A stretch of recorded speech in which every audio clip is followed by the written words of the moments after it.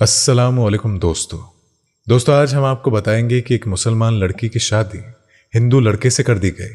उसके बाद कुरान का ऐसा मौजज़ा हुआ जिसे सुनकर आपके रोंगटे खड़े हो जाएंगे और आप भी सुभान अल्लाह बोल उठेंगे। आप इस वीडियो को पूरा ज़रूर देखते रहिए। तो चलिए देखते हैं वीडियो। एक हिंदू लड़की जब वो छोटी सी थी, 4 से 5 साल की बच्ची थी, तो वो अपनी एक सहेली के साथ उसके घर खेलने चली जाती थी। जैसे छोटे बच्चे एक दूसरे के घर खेलने चले जाते हैं, ये बिल्कुल वैसा ही माहौल था।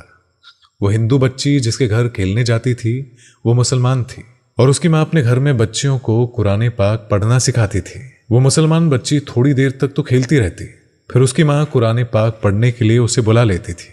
हिंदू बच्ची का ये दिल चाहता कि मैं अभी घर ना जाऊं, और फिर वो उसी मुसलमान बच्ची के साथ कुरान पाक पढ़ने बैठ जाती। ये हिंदू लड़की थी और उसने कायदा भी पढ़ लिया था और कुरान पाक भी अपनी मुसलमान सहेली के साथ पढ़ना शुरू कर दिया था। माँ बाप को कुछ खबर नहीं थी।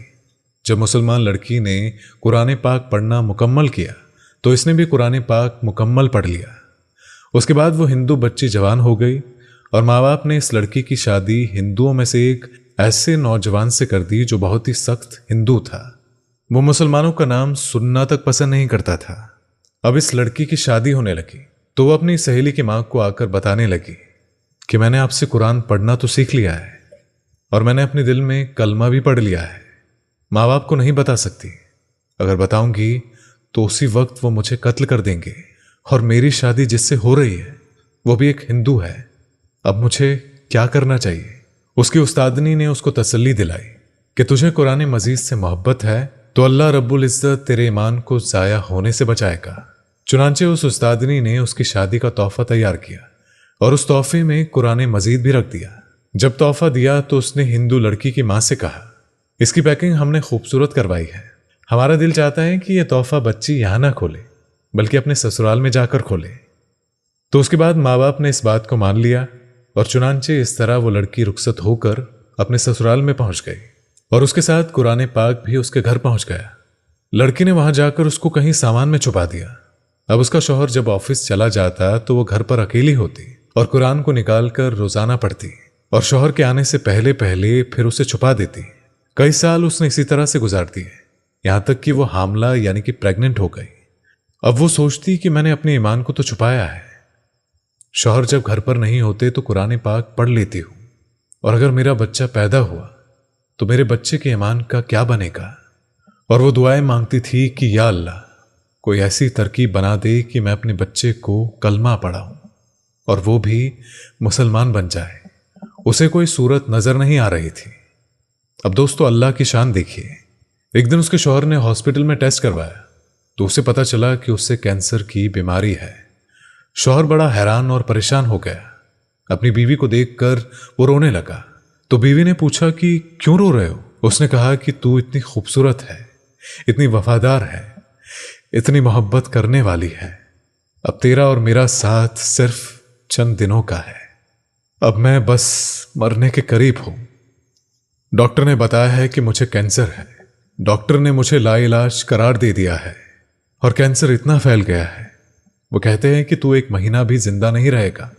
उसके बाद उसकी बीवी ने कहा कि नहीं, आप परेशान ना हो, मेरे पास इसकी एक दवा है, वो मैं करती हूं और मुझे उम्मीद है कि आप सेहतयाब हो जाएंगे। ये सुनकर शौहर ने वादा कर लिया कि अगर मैं सही हो गया तो जो तुम कहोगी मैं बिल्कुल वही करूंगा, तुम्हारी ख्वाहिश को पूरा करूंगा। उस लड़की ने कुरान पाक की सूरह फातिहा पढ़कर उस पर दम करना शुरू कर दिया और दम करके पानी पिलाना शुरू कर दिया, क्योंकि उसने अपनी उस्तादनी को देखा था कि वो बीमार बच्चों को सूरह फातिहा पढ़कर दम किया करती थी। शौहर ने पूछा कि ये तुम क्या कर रही हो? तो वो कहती कि मैं तुम्हारा इलाज कर रही हूं।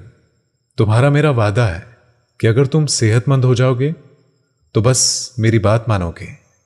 तो उसके बाद शौहर ने आगे पूछना मुनासिब ना समझा कि तुम क्या करती हो और क्या नहीं करती हो।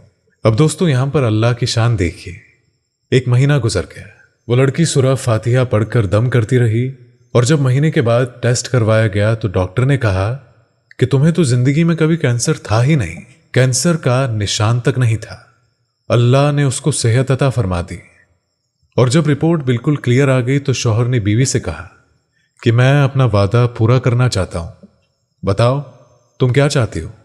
उसने कहा कि तुम कलमा पढ़ो और मुसलमान हो जाओ। उसने पूछा कि तुम ये बातें क्यों कर रही हो।